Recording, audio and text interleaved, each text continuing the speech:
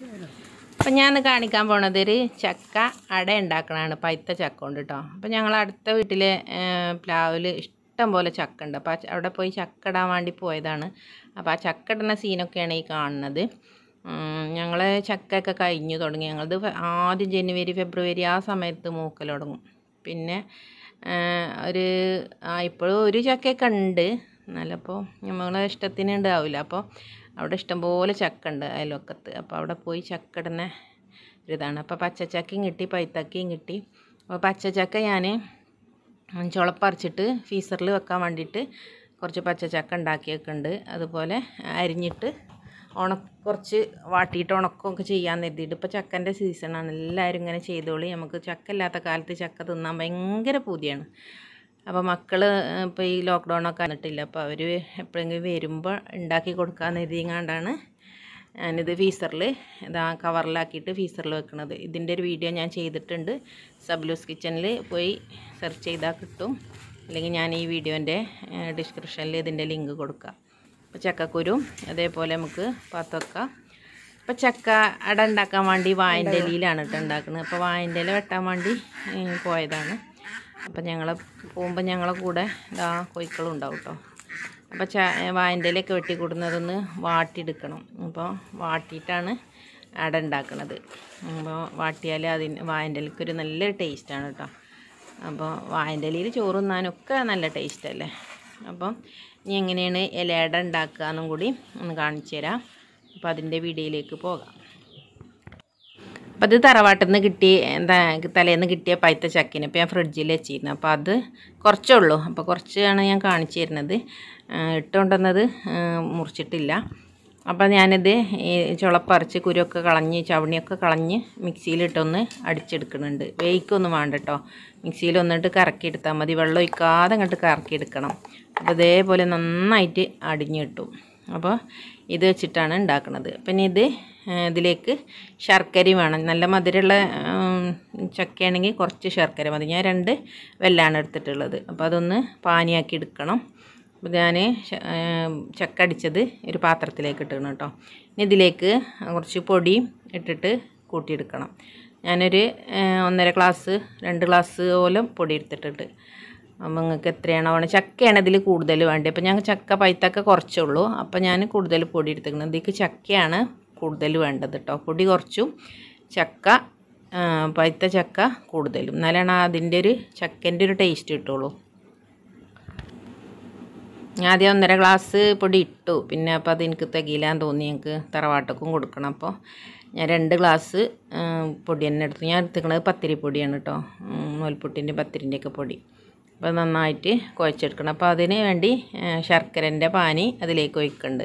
വേറെ വെള്ളമൊന്നും ചേർക്കണ്ട. ഈ ശർക്കരൻ്റെ പാനി ചക്ക അടിച്ചതിൻ്റെ ആ ഒരു ഈർപ്പം മതി. എന്നിട്ട് നന്നായിട്ട് കുഴച്ചെടുക്കുക. എപ്പോഴും ഈ പഴുത്ത ചക്ക തിന്നുമ്പോൾ മക്കൾക്കും വലിയ ഇഷ്ടമൊന്നും ഉണ്ടാവില്ല. അപ്പോൾ ഈ രീതിയിലൊക്കെ ഉണ്ടാക്കി കൊടുത്തതിന് എണ്ണയും ഒന്നും വേണ്ടല്ലോ, നമ്മൾ ആവിയിൽ വേവിച്ചെടുക്കുകയല്ലേ ചെയ്യണത്. അപ്പോൾ ഇങ്ങനെയൊക്കെ ഉണ്ടാക്കി കൊടുത്താൽ ചക്ക വയറ്റിലാകും.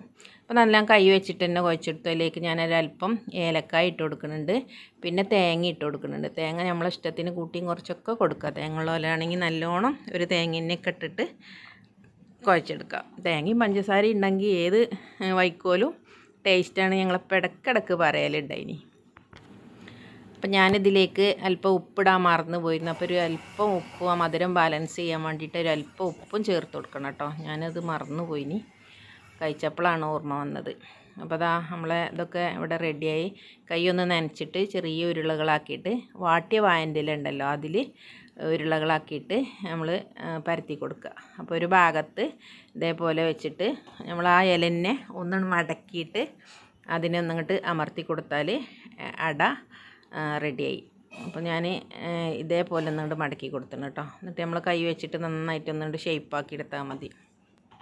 ചക്കൻ്റെ ആ മുള്ള് മാത്രമേ കളയാനുള്ളൂ, അല്ലാത്ത എല്ലാ സാധനവും നമുക്ക് ഉപയോഗിക്കാം. എൻ്റെ വീഡിയോയിൽ ഉണ്ട്, എല്ലാവരും കാണാത്തവരെ എൻ്റെ വീഡിയോസുകളൊന്ന് പോയി കണ്ടു നോക്കിയാൽ മതി. അതിലെല്ലാ വിധം ഐറ്റംസും ഉണ്ട്. ജാം ഉണ്ടാക്കുന്നുണ്ട്, പലവിധം ഐറ്റംസ് ഉണ്ട്. ഒന്ന് പോയി കാണുന്നുണ്ടോ നോക്കണേ. ഇപ്പോൾ ഇലയുടെ അവിടെ റെഡി ആക്കണത്. അപ്പോൾ എല്ലാ മാവും ഇതേ രീതിയിൽ ഉണ്ടാക്കിയെടുക്കുക.